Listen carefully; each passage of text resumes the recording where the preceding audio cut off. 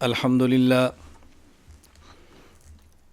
لله نحمده ونستعينه ونستغفره ونؤمن به ونتوكل عليه ونعوذ بالله من شرور أنفسنا ومن سيئات أعمالنا من يهده الله فلا مضل له ومن يضلل فلا هادي له ونشهد أن لا إله إلا الله وحده لا شريك له ونشهد أن سيدنا ومولانا محمدا عبده ورسوله أما بعد فأعوذ بالله من الشيطان الرجيم بسم الله الرحمن الرحيم هو الذي بعث في الأميين رسولا منهم يتلو عليهم آياته ويزكيهم ويعلمهم الكتاب والحكمة وإن كانوا من قبل لفي ضلال مبين وآخرين منهم لما يلحقوا بهم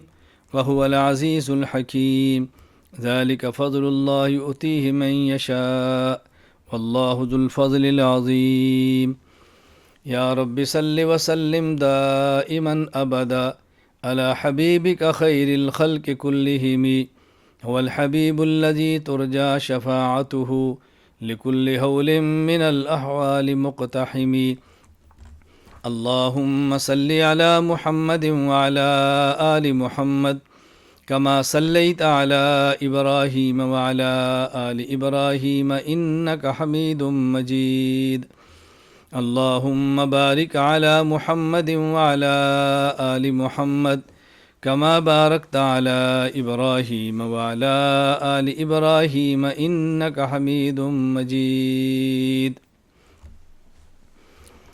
نام محمد سے دلوں کو سرور ملتا ہے، نام محمد سے دلوں کو سرور ملتا ہے، نگاہ فکر کو تازہ شعور ملتا ہے۔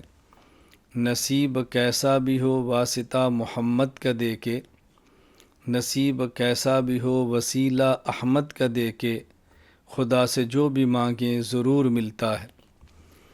معزز علماء کرام، میرے نہایت واجب الاحترام بزرگوں، مسلک اہل سنت والجماعت احناف دیوبند سے تعلق رکھنے والے نوجوان دوستوں اور بھائیوں، سماعت فرمانے والی میری نہایت قابل صد احترام ماؤں اور بہنوں، آج ہمارا جامعہ ادارۃ النعمان حیدرآباد ہندوستان کا پہلا سالانہ جلسہ منعقد ہوا ہے۔ ہمارے اس جلسہ کا بنیادی مقصد وہ طلباء کرام جنہوں نے جامعہ ادارۃ النعمان حیدرآباد کے تحت دورہ حدیث شریف مکمل فرمایا ہے، اور ہماری وہ بیٹیاں جنہوں نے دورہ حدیث مکمل کیا ہے، ان علماء کرام کی حوصلہ افزائی ہو، ان کی دستار بندی ہو، ان کو سند دی جائے، اور عالمات کی پردے میں دوپٹہ پوشی ہو، ان کو سند دی جائے، ان بچیوں کی حوصلہ افزائی ہو۔ اور آپ کی خدمت میں جامعہ ادارۃ النعمان کی مختصر سی کارگزاری آئے۔ آپ حضرات حالات کو دیکھیں، کارگزاری کو دیکھیں، جامعہ کی ایک سالہ محنت کو دیکھیں۔ انشاءاللہ العزیز یہ سلسلہ جاری رہے گا، آئندہ سال دورہ حدیث بھی ہوگا، تخصص فی العقائد الاسلامیہ بھی ہوگا، جس طرح کہ اس سال تخصص فی العقائد الاسلامیہ ہوا ہے وہ بھی ہوگا انشاءاللہ العزیز۔ اور اللہ رب العزت کو منظور ہوا تو بہت دلج مکمل درس نظامی انشاءاللہ یہاں پڑھایا جائے گا، دارالفتاح کا قیام بھی ہوگا، طلباء کرام کا آف لائن تخصص بھی شروع ہوگا، لیکن یہ سارے کام تدریجاً ہوں گے۔ بہت جلد ہم انشاءاللہ 2 سالہ علم دین کورس مرد حضرات کے لیے، 2 سالہ علم دین کورس خواتین کے لیے وہ بھی لائیں گے، آف لائن بھی چلے گا، آن لائن بھی چلے گا۔ اسی طرح انشاءاللہ العزیز جو ہمارے ارادے میں شامل ہے اس پہ کام شروع ہے، محنت چل رہی ہے، مشاورت ہو رہی ہے۔ ہم مردوں کے لیے آن لائن اور خواتین کے لیے آن لائن مستقل عالم اور عالمہ بنانے کا مکمل نصاب پیش کر رہے ہیں، اور ہماری کوشش ہوگی کہ اس کی مدت کچھ کم کی جائے، کتابوں میں کچھ اضافہ اور تبدیلی کی جائے، تاکہ زیادہ سے زیادہ لوگ اس سے مستفید ہو سکیں۔ علم دین کو پڑھنا مردوں کا بھی حق ہے، علم دین کو پڑھنا خواتین کا بھی حق ہے، اور شرعی حدود میں رہ کر پڑھنا یہ بنیادی چیز ہے۔ اللہ تعالیٰ نے جس طرح اپنے رسول حضرت محمد مصطفیٰ صلی اللہ علیہ وسلم کے ذریعے ہمیں ہدایات اور حدود عطا فرمائی ہیں، ان ہدایات کے مطابق چلنا، ان حدود کا خیال رکھنا، یہ ہماری ذمہ داری ہے۔ ہمارا یہ جامعہ ادارۃ النعمان حیدرآباد حضرت امام اعظم ابو حنیفہ نعمان بن ثابت رحمہ اللہ تعالیٰ کے مبارک نام کی طرف منسوب ہے۔ میں نے اس وقت آپ کی خدمت میں پارہ نمبر 28 سورۃ الجمعہ، اس کی آیت نمبر 2، آیت نمبر 3، آیت نمبر 4، یہ 3 آیات تلاوت کی ہے۔ اللہ رب العزت نے اس امت پر اپنے احسانات کا تذکرہ فرمایا۔ سب سے پہلے فرمایا هو الذی بعث فی الامیین رسولا منہم یتلو علیہم آیاتہ ویزکیہم ویعلمہم الکتاب والحکمہ۔ اللہ نے احسان یہ فرمایا ہے کہ امیین، اہل عرب اور بطور خاص صحابہ کرام رضی اللہ عنہم مجمعین، ان میں ایک ایسے شخص کو بھیجا جس نے 4 بنیادی کام کیے۔ یتلو علیہم آیاتہ، نمبر 1 قرآن کریم کی آیات کو پڑھنا، قرآن کریم کے الفاظ کو پڑھنا، قرآن کریم کے الفاظ ان کو سمجھانا کہ لفظ کیا ہے۔ الحمد سے لے کر والناس تک مکمل قرآن کریم پڑھ کے سنایا، پڑھنے کا طریقہ بتایا۔ نمبر 2 وَيُزَكِّيهِمْ، ان کے دل کا تزکیہ کیا، باطن کو صاف کیا، اس پر خوب محنت کی تاکہ ان کے باطن میں صلاحیت پیدا ہو، عقائد کو، اعمال کو، اخلاق کو حاصل کریں۔ باطن میں جب صفائی ہوتی ہے، باطن کا تزکیہ ہوتا ہے، باطن کو طہارت حاصل ہوتی ہے، تو پھر شریعت مطہرہ پر عمل کرنا بہت آسان ہو جاتا ہے۔ وَيُعَلِّمُهُمُ الْكِتَابَ، پھر قرآن کریم کی تفسیر، قرآن کریم کا مطلب، قرآن کریم کا مفہوم بیان فرمایا۔ والحکمہ، اور قرآن کریم کی عملی صورت رسول اکرم صلی اللہ علیہ وسلم کی جو مبارک سنت ہے وہ دکھائی۔ تو نبی کریم صلی اللہ علیہ وسلم نے صحابہ کرام کو بنیادی طور پر 4 کام کر کے بتائے۔ نمبر 1 یتلو علیہم آیاتہ، قرآن کریم کے الفاظ کو سکھانا۔ نمبر 2 ویزکیہم، ان کے باطن کا تزکیہ، دل کی اصلاح، اندر کی صفائی، یہ کرنا۔ نمبر 3 ویعلمہم الکتاب، قرآن کریم کا معنی، قرآن کریم کا مطلب، قرآن کریم کا مفہوم، قرآن کریم کی تفسیر یہ سمجھائی۔ والحکمہ، اور اپنی سنت کی تعلیم ان کو دی، اپنا طریقہ بتایا کہ تم نے عمل کیسے کرنا ہے۔ تو یہ 4 چیزیں رسول اکرم صلی اللہ علیہ وسلم کی بعثت کے بنیادی مقاصد میں سے ہیں جو اللہ پاک نے یہاں بیان فرمایا۔ وَإِن كَانُوا مِن قَبْلُ لَفِي ضَلَالٍ مُبِينٍ، اور فرمایا کہ رسول اللہ صلی اللہ علیہ وسلم کے آنے سے پہلے ضلالت تھی، گمراہی تھی، ظلمت، اندھیرا، تاریکی تھی۔ نبی کریم صلی اللہ علیہ وسلم تشریف لائے اور آپ کی نور نبوت نے اس عالم کو توحید و سنت سے منور فرما دیا۔ وآخرین منہم، اس کے بعد رسول اکرم صلی اللہ علیہ وسلم کی بعثت میں سے استفادہ کرنے والا، فائدہ حاصل کرنے والا پہلا طبقہ الامیین صحابہ کرام ہیں۔ وآخرین منہم لما یلحقوا بہم، اور دوسرا طبقہ آخرین بعد والے جو اس وقت نہیں تھے جب رسول اللہ صلی اللہ علیہ وسلم صحابہ کرام میں تھے۔ لما یلحقوا بہم، یعنی جب اللہ کے نبی صلی اللہ علیہ وسلم تھے اس وقت یہ آخرین ان کے ساتھ ملے ہوئے نہیں تھے، بعد میں آئے۔ یہ لوگ کون ہیں؟ اصل تو یہ امیین کے بعد والے لوگ ہیں نا، لیکن بعد والوں کا پہلا مصداق کون ہے؟ تابعین ہیں۔ اور ان میں بطور خاص کون ہیں؟ حضرت امام اعظم ابو حنیفہ نعمان بن ثابت۔ اور یہ ہماری رائے نہیں ہے۔ جب یہ آخرین منہم یہ آیت نازل ہوئی ہے، حضرت ابو ہریرہ رضی اللہ تعالیٰ عنہ فرماتے ہیں کہ رسول اکرم صلی اللہ علیہ وسلم پوچھا گیا کہ اس سے مراد کون ہے، تو نبی کریم صلی اللہ علیہ وسلم نے پاس بیٹھے ہوئے حضرت سلمان فارسی رضی اللہ تعالیٰ عنہ کے کندھے پر ہاتھ رکھا، اور ایک روایت میں ہے فرمایا لو کان الایمان عند ثریہ، اگر ایمان ثریہ ستارے تک بھی چلا جائے، ایمان عقائد۔ ایک میں ہے لو کان العلم عند ثریہ، اگر علم شریعت ثریہ ستارے تک بھی چلا جائے تو کون حاصل کرے گا؟ کسی حدیث میں لفظ ہے رجل من اہل فارس، کی فرمایا رجال لنالہ رجل من اہل فارس، فرمایا اہل فارس کا ایک شخص وہاں سے بھی علم اور ایمان کو حاصل کرے گا۔ حضرت علامہ سیوطی رحمۃ اللہ علیہ باوجود اس کے کہ وہ شافعی المذہب ہے، حضرت امام محمد بن ادریس شافعی رحمہ اللہ کے مقلد ہیں، وہ فرماتے ہیں کہ اس میں اشارہ حضرت امام اعظم ابو حنیفہ کی طرف ہے رحمہ اللہ تعالی۔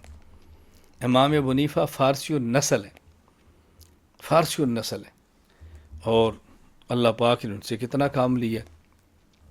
یہاں دیکھیں ایک بات سمجھیں، اشارہ دیکھیں، رسول اکرم صلی اللہ علیہ وسلم کی حدیث مبارک ہے اصحابی کالنجوم فبأیہم اقتدیتم اہتدیتم، میرے صحابہ ستاروں کی مانند ہیں، ان میں سے جس صحابی کے نقش قدم پر تم چلو گے تمہیں ہدایت ہی ملے گی۔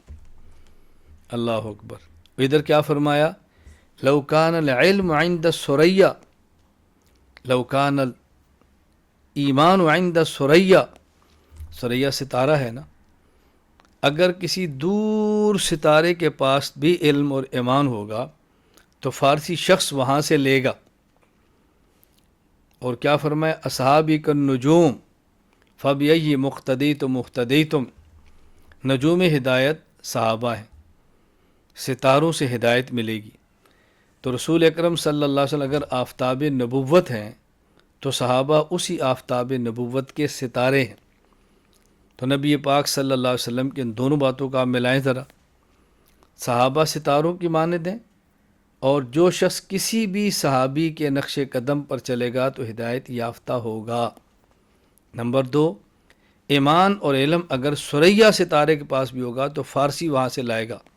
معلوم ہوا کہ اس امت میں وہ شخص ہوگا جو فارسی بھی ہوگا اور اس نے صحابہ کا زمانہ پایا بھی ہوگا۔ یہ کون؟ حضرت امام اعظم ابو حنیفہ رحمہ اللہ تعالی۔ آپ نے ادرکا 70 من الصحابہ، 70 صحابہ کا زمانہ پایا ہے، اور آپ نے 6 صحابہ کرام کی زیارت کی ہے۔ حضرت امام اعظم ابو حنیفہ معمولی شخص نہیں ہے۔ میں اس لیے بتا رہا چاہ رہا ہوں کہ آپ کے علم میں ہو، ہم نے ادارہ اگر یہ امام اعظم ابو حنیفہ رحمہ اللہ کی طرف منسوب کیا ہے تو یہ ذہن میں ہو کہ کتنا بڑا شخص ہے حضرت امام اعظم ابو حنیفہ نعمان بن ثابت رحمہ اللہ تعالی۔ یہ معمولی شخص نہیں ہے، آدمی بہت بڑا ہے۔ میں ساتھیوں سے کہتا ہوں بھی اگر کوئی آپ سے بات کرے تو آپ کو دلیل پیش کرو، ہم بھی دلیل پیش کرتے ہیں، اور اگر شخص پیش کرے تو کوئی بھی جتنا بڑا شخص ہم نے پیش کیا اتنا بڑا شخص آپ بھی پیش کرو۔ میں ایک مرتبہ کہیں مہمان تھا تو مجھے کچھ لوگ ملنے کے لیے آئے، ان میں سے ایک ساتھی نے کہا جی ہم آپ سے ایک مسئلہ معلوم کرنا چاہتے ہیں۔ میں نے کہا فرمائیں۔ تو کہا یہ ظہر اور عصر کو جمع کر کے پڑھنا کیسا ہے؟ تو میں نے پوچھا کہ ظہر اور عصر جمع ہو بھی سکتی ہیں؟ اس کے بعد کہیں گے نا کیسا ہے، پہلے یہ تو کہ ہو سکتا ہے یا نہیں۔ کہا جی نہیں ہو سکتی۔ میں نے کہا آپ کریں، کیسے جمع کریں گے؟ کہا جی ظہر کے وقت میں ہم عصر کو پڑھ لیں تو یہ جمع مقدم ہو گیا، ہم نے اکٹھا کر لیا۔ میں نے کہا مجھے یہ بتائیں، اگر آپ نے کل رمضان شروع ہو رہا ہے اور سفر کرنا ہے اور روزہ مشکل ہے، تو آپ کل کی بجائے آج 29 شعبان کو روزہ رکھ لیں، ہو جائے گا؟ کہا جی نہیں۔ میں نے کہا کیوں نہیں ہوگا؟ کہا اس لیے کہ جب رمضان کا چاند نظر آئے گا تو روزہ فرض ہوگا، ابھی تو روزہ فرض ہی نہیں ہوا۔ تو میں نے کہا عصر کی نماز تب پڑھیں گے نا جب فرض ہوگی، جب عصر کی نماز کا وقت داخل نہیں ہوا، ابھی عصر فرض ہی نہیں ہوئی، تو آپ نے کون سی عصر پڑھی ہے؟ تو جمع مقدم کیسے ہوگا؟ کہا جی اگر ہم ظہر کو عصر کے وقت میں لے جائیں۔ میں نے کہا رسول اللہ صلی اللہ علیہ وسلم کی خندق پر جب نماز قضا ہوئی ہے تو آپ فرماتے ہیں ملأ اللہ بیوتہم قبورہم نارا شغلون عن الصلاۃ الوسطی، ان لوگوں نے ہماری عصر کی نماز قضا کر دی ہے، تو حضور بد دعا فرما رہے ہیں۔ تو جب آپ نے ظہر عصر کے وقت میں پڑھی ہے تو اب اپنے وقت سے نکل گئی، تو یہ تو قضا ہو گئی، جمع کیسے کریں گے؟ عصر کو ظہر کے وقت میں لائیں گے تو عصر ابھی فرض ہی نہیں ہے، ظہر کو عصر کے وقت میں لے جائیں گے تو ظہر اپنے وقت سے نکل گئی ہے، وقت نکل جائے تو قضا ہوتی ہے۔ میں نے کہا آپ بتائیں جمع ہو سکتی ہے؟ کہا جی وہ جو حدیث میں آتا ہے۔ میں نے کہا کون سی حدیث ہے؟ کہا جی رسول اللہ صلی اللہ علیہ وسلم نے، ترمذی میں روایت ہے کہ آپ نے جمع فرمایا ہے۔ میں نے کہا وہ جو قرآن کے اندر آتا ہے؟ کہتے وہ کیا؟ میں نے کہا قرآن کہتے ان الصلاۃ کانت علی المؤمنین کتابا موقوتا، ہر نماز کا اپنا وقت ہے۔ تو کہا جی پھر یہ ترمذی والی حدیث قرآن کے خلاف ہو گئی۔ میں نے کہا جی آپ فیصلہ کریں، ہم تو نہیں کہتے خلاف ہوئی۔ کیوں؟ میں نے کہا ہم تو کہتے خلاف تب ہوگی جب ظہر کو عصر کے وقت میں پڑھا ہوگا یا عصر کو ظہر کے وقت میں پڑھا ہوگا۔ ہم تو کہتے ہیں کہ ظہر کو مؤخر کیا ہے، عصر کو شروع وقت میں لائن، ظہر آخری وقت میں ہے، عصر اول وقت میں ہے۔ مثال کے طور پہ آج عصر کا وقت 4:30 پہ شروع ہو رہا ہے، تو ظہر کوئی شخص پڑھ لیتا ہے 4:25 کو اور عصر پڑھ لیتا ہے 4:30 کو، تو دیکھنے والا یہ سمجھے گا کہ ظہر عصر کو جمع کر لیے، حالانکہ جمع تو نہیں کیا، اسے کہتا ہے جمع سوری۔ تو میں نے کہا ہم تو کہتے ہیں کہ رسول اللہ صلی اللہ علیہ وسلم نے جب جمع فرمایا ہے تو صورتاً جمع کیا ہے، ایک کو آخر میں لے گئے، ایک کو شروع میں لے گئے۔ تو جو تشریح ہم کرتے ہیں ترمذی کی، اس کے مطابق تو حدیث قرآن کے خلاف نہیں ہے، اور جو تشریح آپ کرتے ہیں اس کے مطابق حدیث قرآن کے خلاف ہے۔ تو اب وہ تشریح کیوں کرتے ہیں جس سے حدیث قرآن کے خلاف نظر آئیں اور ان کے لیے حدیث کو بولنے کا موقع ملے؟ میں نے کہا کہ اور دلیل ہے تو پیش فرمائیں۔ تو پھر وہ مجھے کہنے لگے جی بڑے بڑے علماء جمع بین صنعتین کے قائل ہیں۔ میں نے کہا ایک بات طے ہو گئی کہ میں نے جب آپ سے کہا کہ ظہر عصر کیسے جمع کریں تو آپ ثابت نہیں کر سکے۔ دوسری بات میں نے کہا دلیل پیش کریں تو آپ دلیل پیش نہیں کر سکے۔ اب تیسری بات کہ آپ کہتے ہیں جی علماء فرماتے ہیں، چلو اس پہ ایک عالم آپ پیش کر دیں، ایک عالم میں پیش کر دیتا ہوں، پھر دیکھ لیتے ہیں کہ ان میں سے بڑا عالم کون ہے اور رسول اکرم صلی اللہ علیہ وسلم کے قریب زمانے کا عالم کون ہے۔ تو میں نے کہا آپ پیش کریں یا میں پیش کروں؟ کہا جی آپ پیش کریں۔ میں نے کہا حضرت امام اعظم ابو حنیفہ نعمان بن ثابت رحمہ اللہ تعالی یہ جمع بین صلاتین کے قائل نہیں ہیں۔ اب تم کو ایسا عالم پیش کرو جو علم میں ان سے بڑا ہو اور زمانے میں رسول اللہ صلی اللہ علیہ وسلم سے زیادہ ان سے قریب ہو۔ کہ جی ایسا تو نہیں ہے۔ تو میں نے کہا پھر عجیب بات یہ ہے کہ نہ آپ دلیل نہ آپ ثابت کر سکتے ہیں جمع کرنا، نہ آپ دلیل دے سکتے ہیں، اور نہ ہی ہماری شخصیت سے بڑی شخصیت پیش کر سکتے ہیں، تو بتائیں پھر ہم آپ کا مسئلہ کیسے مانیں؟ اب ضد کا تو کوئی علاج نہیں۔ میں نے یہ واقعہ صرف اس لیے سنا یہ بتانے کے لیے کہ امام اعظم ابو حنیفہ نعمان بن ثابت رحمہ اللہ بہت بڑے آدمی تھے، چھوٹے انسان نہیں ہیں۔ تو اللہ تعالیٰ نے پہلے صحابہ کرام کا تذکرہ فرمایا، وہ آخرین میں یہ لوگ آگے۔ تو اس کا مطلب یہ ہے اللہ کے رسول صلی اللہ علیہ وسلم خاتم النبیین، آپ کے بعد صحابہ کرام، آپ کے بعد مجتہدین، یہ اتھارٹیاں ہیں، یہ ہے اصل اتھارٹی کہ جس پر ہم نے چلنا ہے اور جن کی بات ہم نے مان کے چلنی ہے۔ بعد والے ان کے مطابق ہوں گے تو قبول ہوگا، ان کے مطابق نہیں ہوں گے تو پھر قبول نہیں ہوگا۔ جہاں تک تعلق ہے حضرت امام صاحب اور صحابہ کرام کا، حضرت امام حنیفہ اور رسول اللہ صلی اللہ علیہ وسلم کا۔ خود حضرت امام اعظم حنیفہ رحمہ اللہ فرماتے ہیں اذا جاء عن الرسول صلی اللہ علیہ وسلم فعلى الراس والعین، جب نبی پاک صلی اللہ علیہ وسلم کی حدیث آ جائے تو سر بچشم قبول ہے، مجھے انکار ہی نہیں ہے۔ وَإِذَا جَاءَ عَنِ الصَّحَابَةِ اخْتَرْنَا مِنْهُمْ وَلَنْ نَخْرُجْ مِنْ قَوْلِهِمْ، کسی مسئلے پر صحابہ کے کوئی اقوال آ جائیں تو میں ان میں سے ایک لیتا ہوں، اسے نکلتا نہیں ہوں۔ آگے فرمایا وَإِذَا جَاءَ عَنِ التَّابِعِينَ، اور جب بعد والوں سے آئے فَهُمْ رِجَالٌ وَنَحْنُ رِجَالٌ زَاحَمُونَا وَزَاحَمْنَاهُمْ، پھر وہ بھی مرد ہیں میں بھی مرد ہوں، وہ بھی گھوڑے دوڑائے میں بھی دوڑاتا ہوں۔ تو حضرت امام صاحب رحمہ اللہ تعالیٰ بہت بڑے انسان ہیں، یہ ذہن میں رکھ لیں۔ اس لیے ہم کہتے ہیں کہ ہم مذہباً حنفی ہیں، ہمارا مذہب ابو حنیفہ رحمہ اللہ والا ہے، مذہباً ہم حنفی ہیں۔ جب ہم یہ بات کہیں گے بھی ہمارا مذہب حنفی ہے تو لوگ فوراً کہہ دیں گے بھئی ہمارا مذہب تو محمدی ہے، تمہارا مذہب حنفی ہے، ہمارا مذہب تو محمدی ہے۔ تو آپ نے کلمہ حضرت محمد کا پڑھا ہے، یہ امام حنیفہ کا پڑھا ہے، ہم نے کلمہ حضرت محمد صلی اللہ علیہ وسلم کا پڑھا ہے، تو پھر خود کو آپ محمدی کیوں نہیں کہتے؟ ہم نے کہا ہم خود کو مذہباً حنفی اس لیے کہتے ہیں کہ ہم مذہب کا معنی جانتے ہیں، آپ اپنا مذہب محمدی اس لیے کہتے ہیں کہ آپ مذہب کا معنی نہیں جانتے۔ ایک ہے منزل اور ایک ہے مذہب۔ منزل کہتے ہیں جہاں جانا ہے، اور مذہب کہتے ہیں جس راستے سے جانا ہے۔ حضرت محمد صلی اللہ علیہ وسلم ہماری منزل ہے، امام اعظم ابو حنیفہ رحمہ اللہ تعالی ہمارا مذہب ہے، وہاں ہم نے پہنچنا ہے اور اس راستے سے پہنچنا ہے۔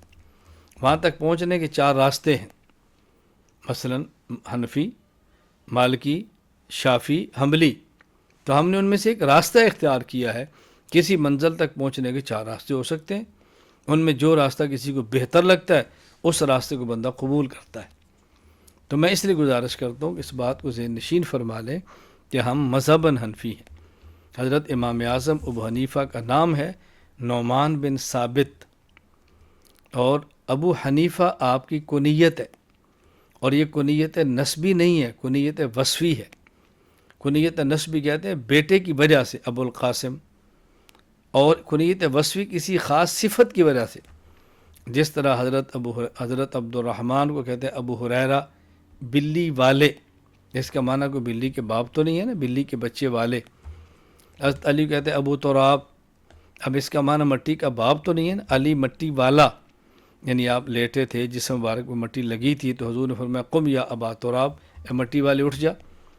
اسی طرح ابو حنیفہ کا معنی حنیفہ کا باپ نہیں ہے، ابو حنیفہ کا معنی ہے ابو الملت الحنیفہ، ملت حنیفہ والے، ایسا شخص کہ جس نے باطل کو الگ کر کے خالص حق کو لکھوایا ہے، یہ معنی ہے اس کا۔ یہ نہیں ہے کہ حنیفہ کا باپ ہے۔ تو لوگ کبھی کہہ دیتے ہیں جن کی بیٹی کا نام حنیفہ تھا اور تمہارا تو مذہبی لڑکی کی طرف منسوب ہے۔ ہم نے کہا علم آپ کے پاس نہیں ہے اور اعتراض پھر ہمارے اوپر کرتے، نہ تم تاریخ جانتے ہو، نہ تم شریعت جانتے ہو، نہ لغت جانتے ہو، اور اعتراض پھر حناف کے اوپر ہوتا ہے۔ وآخرین منہم لما یلحقوا بہم، سبحان اللہ۔ ذرا قرآن کریم کی آیات پر غور کریں۔ جب صحابہ کی باری آئی اور اس کے بعد والوں کی باری آئی تو اللہ تعالیٰ فرماتے ہیں ذالک فضل اللہ یؤتیہ من یشاء واللہ ذو الفضل العظیم، یہ اللہ کا فضل ہے، صحابہ کرام اللہ کا فضل ہے، تابعین اللہ کا فضل ہے۔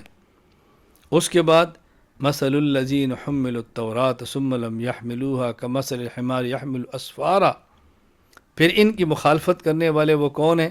فرمایا ان کی مثال گدھوں کی ہے، گدھے میں عقل نہیں ہوتی، بیوقوف ہوتا ہے۔ اللہ تعالیٰ نے عجیب مثال بیان، مثل الذین حملوا التوراۃ ثم لم یحملوها کمثل الحمار یحمل اسفارا، ان کی مثال گدھے کی طرح ہے کہ اس کی کمر پہ کتابیں لادی ہوتی ہیں لیکن کتاب کو سمجھتا نہیں ہے۔